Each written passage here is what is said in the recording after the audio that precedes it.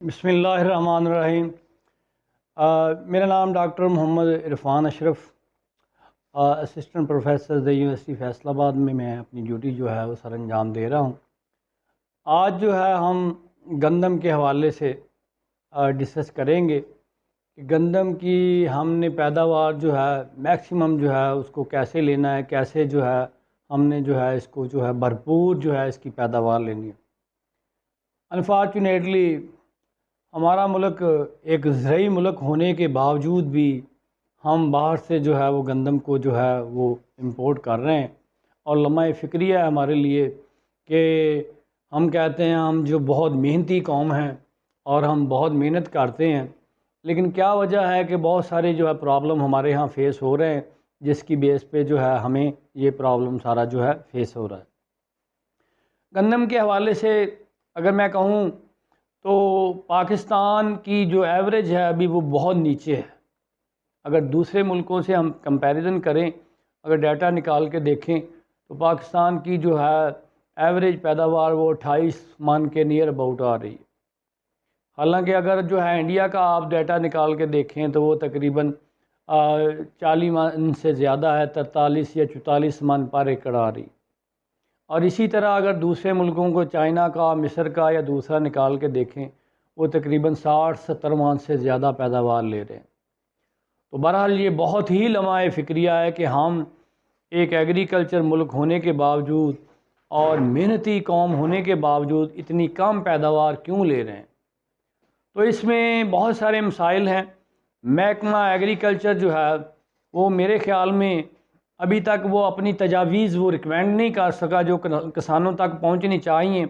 और किसानों को जो है वो उन जो हदायत हैं, सजेशन हैं जो महकमा ज़राअत ने रिकमेंड करनी है, उन पे अमल करना चाहिए। और उनको अमल करके आगे जो है हम अपनी पैदावार को जो है ना सिर्फ भरपूर तरीके से ले सकते हैं, बल्कि हम इसको एक्सपोर्ट भी कर सकते हैं। सबसे मेन जो है इसमें जो है कुछ फैक्टर हैं, कोई एक फैक्टर नहीं, तकरीबन 9 से 10 फैक्टर हैं। अगर हम इन पे अमल करें तो हम जो है अपनी पैदावार जो है, कोई ऐसी वजह नहीं है कि हम 80 मन तक जो है इसमें पहुंच सकते हैं। सबसे पहली वजह जो है वो देखें, सबसे पहला फैक्टर जो है वो सीड की सिलेक्शन है, बीज की जो है वो सिलेक्शन है। बीज आपने जो है बेशक घर की को अच्छी वैरायटी का सिलेक्ट करें। बीज का मतलब बीज होना चाहिए, साफ़ होना चाहिए, और उसकी क्वालिटी, उसका साइज़ और उसको अच्छे तरीके से आप जो है घर में मैनेज करें। अगर घर से मैनेज नहीं कर सकते तो गवर्नमेंट को चाहिए कि वो अपने अदारों में इतना जो है वो उनको फोर्स करें कि हर फार्मर के लिए वो अपना जो है वो सीड की जो रिक्वायरमेंट है वो पूरी करे।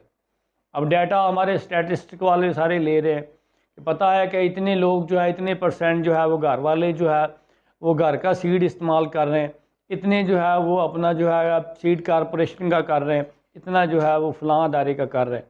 अब उस डाटे की बेस पे गवर्नमेंट को हर साल रिकमेंडेशन देनी चाहिए कि पंजाब सीड कॉरपोरेशन जो एक अदारा बनाया हुआ है, उसकी ये ड्यूटी है कि वो अपना जो है ना सिर्फ ये नई वैरायटी 3 या 4 रख ली और हर साल जो है कमाई कर ली कि हर साल जो है एक नई वैरायटी ले आओ और जो है कमाई कर लो, फार्मर से फार्मर का खून निचोड़ लो।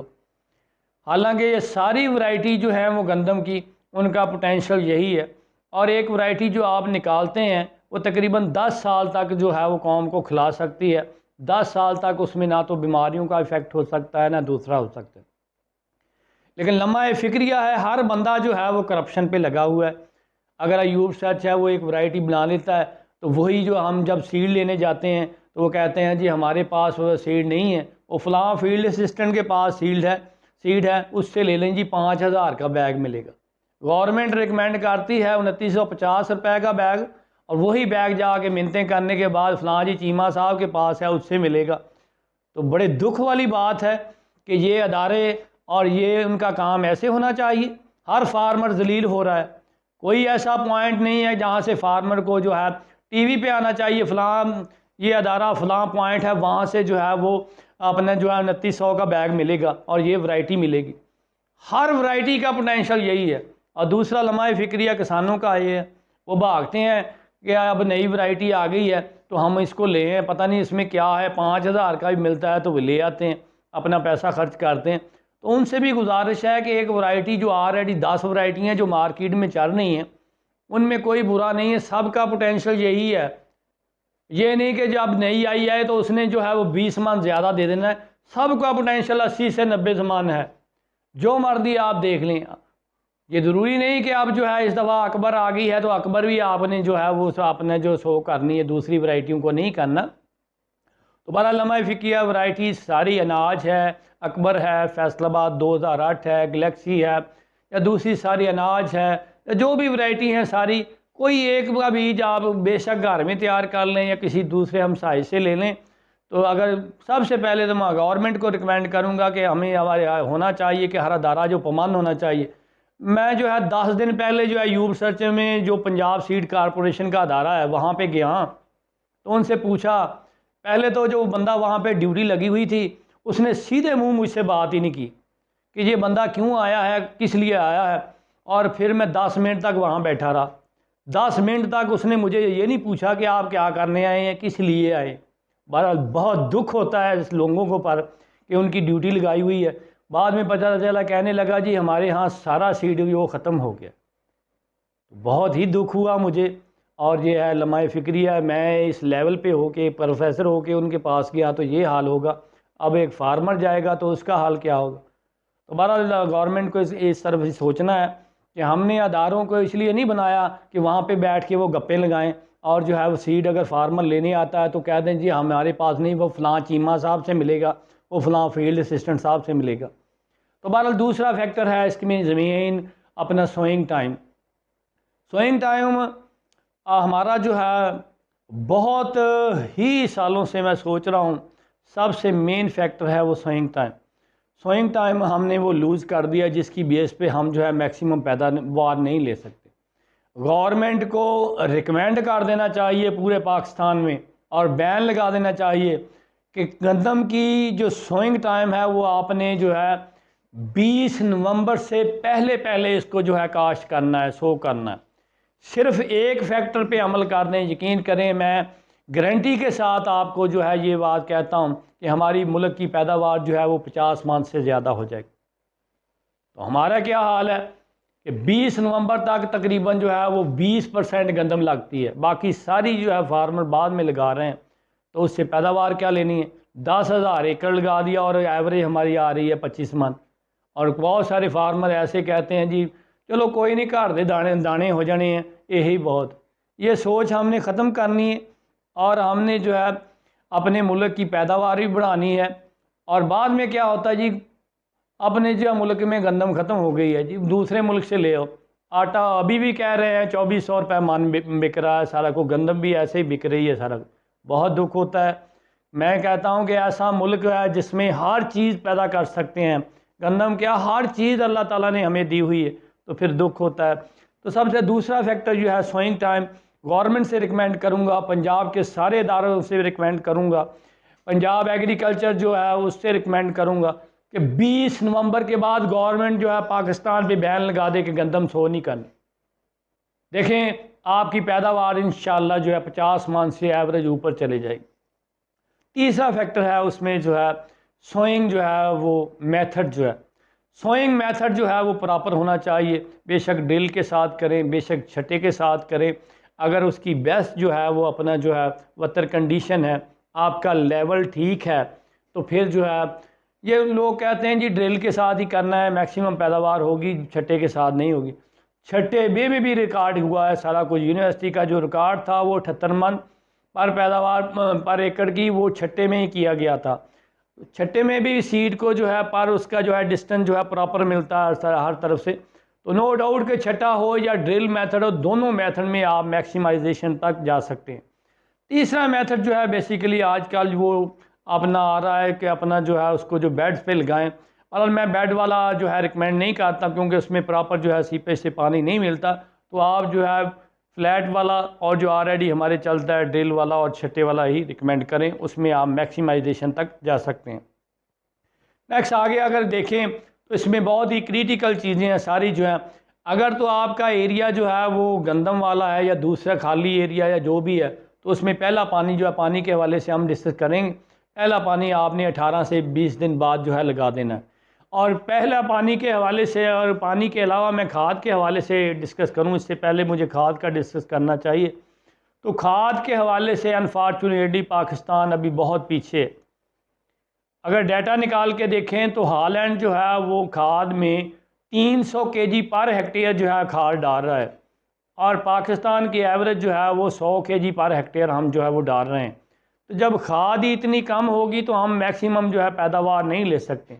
तो हमें जो है वो गंदम की पैदावार बेशक जो है किसी से उधार पैसे लेकर जो है वो खाद उसकी मुकम्मल करें, बजाय कि 10 एकड़ आप जो है वो गंदम के 100 करें, 5 एकड़ ले लें, उसकी 50 मन पैदावार लें मिनिमम जो है। मैं तो कहता हूँ कि 70 मन होनी चाहिए। आपने 50 मन क्या 70 मन तक आपने सोचना है और 70 मन लेना है।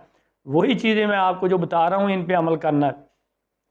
अब वही चीज़ जो आपको बता रहा हूँ कि फर्टिलाइज़र के हवाले से, खादों के हवाले से, गंदम के 1 एकड़ को, कनक के 1 एकड़ को आपने नीचे जो है एक DAP की बोरी डाल देनी है, और 1 बैग जो है वो SOP या MOP का डाल देना है। तो ये आपकी खाद जो है आपने at the time of bed preparation या ज़मीन की तैयारी के वक्त नीचे डाल देनी। इसके बाद पहले पानी पे आपने कोशिश करनी है 1 बोरी यूरिया, और उसके साथ 5 केजी सल्फ़र को आपने चिलेटेड सल्फ़र जो है उसको फ्लड कर देना है।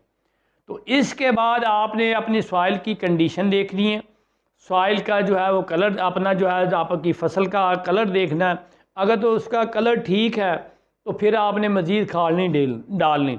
अगर उसका समझते हैं कि अभी लाइट है या थोड़ा सा येलो टाइप है, तो फिर आपने नेक्स्ट दूसरे पानी पे उसको जो है 1 फर्टिलाइज़र की बोरी जो है, 1 यूरिया की बोरी तब डाल देनी है। तो ये था उसका मुकम्मल पैकेज जो है फर्टिलाइज़र के हवाले से। अगर कुछ फार्मर जो है वो देखें, अगर नीचे ज़मीन की तैयारी के वक्त खाद नहीं डाल सके या उन्होंने थोड़ी डाली है, तो वो कोशिश करें पहले पानी पे अपनी जो है वो चिलेटेड फर्टिलाइज़र हमारे आते हैं NPK 20-20-20 वाला, वो 1 बैग उसको फ्लड कर दें, और SOP जो आता है चिलेटेड उसको भी जो है वो अपना जो है फ्लड कर दें। उसमें दोनों जो है अपना सल्फ़र और पोटाश दोनों मौजूद होते हैं। तो ये आपका फर्टिलाइज़र जो है पहले पानी में ये दोनों बैग डाल दें। उसके बाद नेक्स्ट दूसरे पानी पे 1 यूरिया का बैग जो है वो डाल दें। तो आपका फर्टिलाइज़र जो है ये मुकम्मल पैकेज हो जाएगा। तो ये था खाद के हवाले से। अगर खाद इतनी आप डाल देते हैं तो नो डाउट आपकी फसल भरपूर होगी इंशाल्लाह, जो है वो 70 मान से कम नहीं होती। अब हम आते हैं पानी के हवाले से।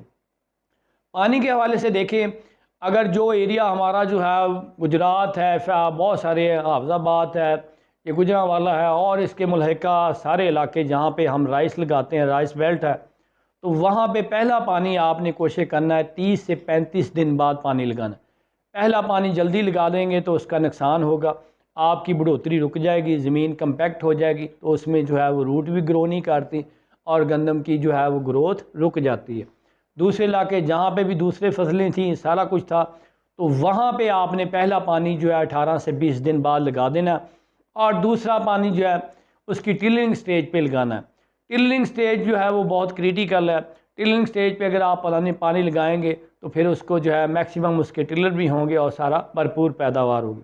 तीसरा पानी जो है उसकी गोप स्टेज पे है। गोप स्टेज पे आपने उसको पानी देना है, वो मिस नहीं करना।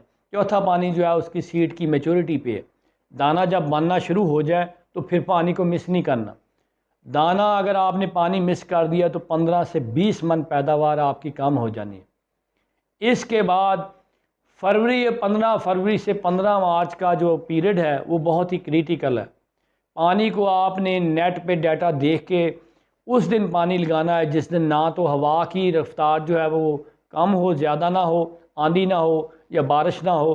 तो उन दिनों में अगर आपने पानी लगाना है 15 फरवरी से 15 मार्च के दौरान, तो नेट पे डाटा देखने के बाद, बारिश की सूरत हाल देखने के बाद पानी लगाना है। अगर आपने जो है पानी वैसे लगा दिया, आपकी जो है गंदम गिर गई, तो 20 से 25 मन में आपकी पैदावार कम हो जाएगी। तो आखिरी पानी जो है बहुत क्रिटिकल है, उसको आपने देख के दोस्तों सारा कुछ लगाना है। इसके अलावा दूसरे 3-4 चीज़ें जो हैं जड़ी बूटियों के हवाले से, जड़ी बूटियों के हवाले से आपने उसमें जो है जहरों का इस्तेमाल करना है। जहरों का इस्तेमाल के लिए अगर आप उसके जो है दूसरे पानी के बाद, पहले पानी के बाद जड़ी बूटियाँ जो है उगनी शुरू हो जाती हैं, जब दूसरा पानी आप लगाएंगे उसके बाद फ़ौरन जो वतर कंडीशन आएगी तो उस वक्त जो है आपने जड़ी बूटियों की जो अच्छी स्प्रे है उसमें बेशक जो है सनक्राफ्ट की फाइंडस एक्स्ट्रा कर लें, उसके साथ ब्रोमोक्सल ऐड कर लें तो वो सारी जड़ी बूटियों का ख़ात्मा हो जाता है। इसके अलावा हर कंपनी की अपनी अपनी है, प्लास है, क्लांसर्स है, बहुत सारी कंपनियों की सारी जहरें हैं। जो भी आप उसको टाइमली अप्लाई कर दें तो कोशिश करनी है कि जहर को जब भी अप्लाई करें जो डोज जो उसकी रिकमेंड की है उसके मुताबिक करना है, अपनी मर्जी नहीं करनी। और उस स्टेज पे अप्लाई करना है जब उस कंपनी वालों ने उस डब्बे पे लिखा हुआ है उसके मुताबिक आपने वो उसको अप्लाई करना है। अगर जड़ी बूटियाँ आप टाइमली कवर कर लेते हैं तो फिर भी आप 15 से 20 मन जो उन्होंने आपकी पैदावार को कम करना है तो वो आपका जो है फिर जो है आपकी पैदावार में इजाफा हो जाएगा उससे भी, अगर जड़ी बूटियाँ आप टाइमली जो है कंट्रोल कर लेते हैं। तो अगला मरहला जो है वो इंसेक्ट का है। गंदम पे ज़्यादा इंसेक्ट जो है वो असरअंदाज नहीं होते, बस एक इंसेक्ट जो है वो एफर्ट जो है जिसे तेला हम कहते हैं, ये 15 फरवरी के से लेकर 15 मार्च तक इसका सीज़न होता है, उन दिनों में आ जाता है। उन दिनों में आप कोशिश करें कि पानी को जब आपने पानी लगाना है तो रोप करें, रस्सी लेकर गंदम के दोनों किनारे से पकड़ के उसको जो है उसमें से जब आप गुजारेंगे तो उससे से जो है तेला गिर जाएगा, वो मर जाएगा। इसके अलावा अगर आप ये नहीं करना चाहते तो नीम आयल का स्प्रे कर दें, वो गंदम के लिए भी अब नुकसानदेह नहीं है, तो उससे जो है वो तेला ख़त्म हो जाए। अगर आपने इंसेक्टिसाइड करनी है तो उसमें जो है मीडाक्लोपिड या सीडामैपिड उसका स्प्रे कर दें तो उससे भी जो है गंदम, बड़ी एहतियात के साथ उसमें से गुजरना है। अगर आप जल्दी से गुजरेंगे तो पौधे गिर जाएंगे, नुकसान होगा सारा कुछ। बड़ा आस्ता आस्ता साथ और नोज़ल वही रिकमेंड करनी है जो पेस्टिसाइड कंपनी ने रिकमेंड की है, उसका इस्तेमाल करना है तो उससे जो है अलबत्ता इससे तेले से इतना ज़्यादा नुकसान नहीं होता, डरने वाली बात नहीं है, लेकिन फिर भी आप आराम के साथ उसमें जो अगर स्प्रे कर देते हैं तो तेले से जो नुकसान होना है वो रस चूसता है और उससे पैदावार जाई तालीफ भी कम हो जाती है और फिर पैदावार पे इफ़ेक्ट होता है। तो बहरहाल जो है इसको भी आप कंट्रोल कर सकते हैं। तो इसके अलावा लास्ट पे जब आपकी गंदम तैयार हो जाए तो उसको आपने बड़े ही एहतियात के साथ पानी और हर चीज़ को जो है उसको मैनेज करना है। नो डाउट आपने कोशिश करनी है आपकी जो है वो दूसरी गंदम जो है वो गिरने ना पाए। अगर आपकी गंदम गिरने ना पाई तो मैं शर्तिया कह जा सकता हूँ ये जो चीज़ें मैंने बताई हैं इन पे आप अमल किया तो 70 मन से ज़्यादा आपकी पैदावार होगी। तो दोस्तों किसानों, अगर आपकी पैदावार आप जो है 50 से 70 मन तक ले जाते हैं तो मुझे बड़ी खुशी होगी। इन बातों पे अमल करना, अगर इन बातों पे आपने अमल किया नो डाउट आपकी पैदावार भी भरपूर होगी, आपका मुनाफा भी होगा और आप जो है मुल्क के लिए भी भरपूर जो है इसमें जो है शामिल हो जाएंगे।